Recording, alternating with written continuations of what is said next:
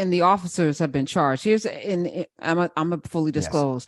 First of all, I didn't bring it to the forefront because my question is, what can we do about it? Right. I'm not sure. We should know, but I'm also assuming if you're on Facebook or one of these social media platforms, you know about it.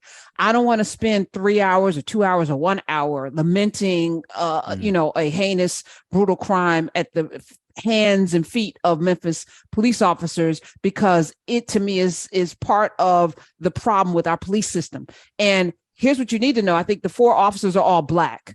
Mm-hmm. So there's that issue as well, because the police are infected with anti-Blackness. Doesn't matter what the color of the police are, which, is a hard thing to talk about because it's a nuanced conversation in this world of Black and white. We have painted ourselves into a corner talking about Black and white, as opposed to talking about systemic racism that's inherent and written into the Constitution, in the soil of this country, in the flag of this country.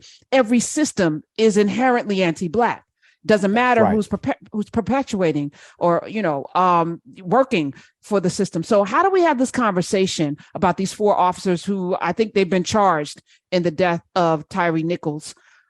What suggestions do you have in terms of how we should be talking about this? Well, number one, feel the outrage. It is okay to get mad over things that should make you mad.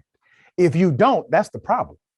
So feel the outrage, experience the moment. That family is going through hell right now. They have already seen this footage. Number 2, provide proper context for what you just saw. The proper context, these cops have adopted an ideology of anti-Blackness. Why?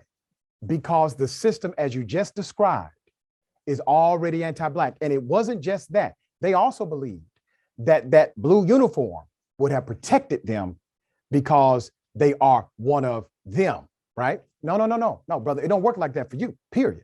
And number 3, we provide remedy through policy. Policy becomes light when you implement it correctly. What is policy? Policy is the social contract between community and government. We want better social contracts. And we utilize moments like this in history in order to create the catalyst necessary for a better social contract with this country.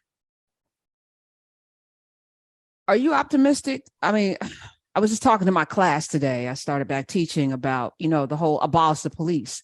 And yes, we can all say, and this is what makes even language like that complicated, because out of context, it sounds ridiculous, because who wouldn't want to have police come if you have had, somebody assault you, or if you had your home broken into, or your car broken into, or you had some sort of situation where you need the police? Like, nobody wants to not have that. They always come after the fact, though. I want them to be more proactive, like stop the carjacking before it happens. You need to be there. But it's the system that's broken. And it's not broken necessarily everywhere, because there's some places where you have police chiefs and mayors that are working in concert to make sure that there's community policing, where police actually live in the neighborhood or in the community and they know the people. But overall, are you optimistic that we will have a different policing system in this country? Hell no, I'm not optimistic. I'm dogmatically committed to making it happen. Regardless of my lack of optimism, I have no faith in the powers that be to do this. What I have is a dogmatic commitment to be stronger than them. That's what I bring to the table. And I will say this about the system. I spoke to a group of elected sheriffs about a year and a half ago, and I don't know why they had me as the keynote speaker, but they called me in. I did the keynote speech. And I made it very clear that the badge they were holding on their shirts and inside of their wallets, that badge, those stars, were the same badges that the slave patrol wore. I held up one, showed it to them. Same badge. It looks exactly the same. The system was created to regulate Black bodies and protect white property. That's what the system was created to do. The system does not need to be fixed. It's working as it was designed to work. The system actually needs to be broken. If we can break the design of law enforcement being your public safety paradigm, meaning law enforcement was never your public safety dynamic anyway. Public safety is much bigger than law enforcement. But for some reason, we have fully adopted the notion that law enforcement is your public safety matrix, and it is not. Preventative dynamics, preventative opportunities, mentoring, housing, dealing with socioeconomic issues, and also making sure that crimes of survival are not punished, but are remedied. These are public safety dynamics because the police can only respond to crime. They are not even created by design to stop it. They are only created to respond to it. So how can that be your public safety measure in any local or state community? Mm. And in the case of Tyree Nichols, who was shocked, pepper sprayed, beaten for 3 minutes to death. Like, that's a lot of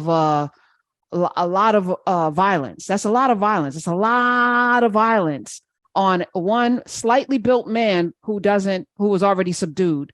5 officers, all Black. I suspect it will not get the attention that George Floyd got. I suspect it will not get the attention that Breonna Taylor received because the officers were Black. How do we get Black people to be as outraged? And I said 4, it's 5 officers, 5 people on one slightly built man and beat him to death. What do we need to do to give justice to Tyree Nichols and comfort to his family? Well, one, there's the microcosm of holding the killers accountable.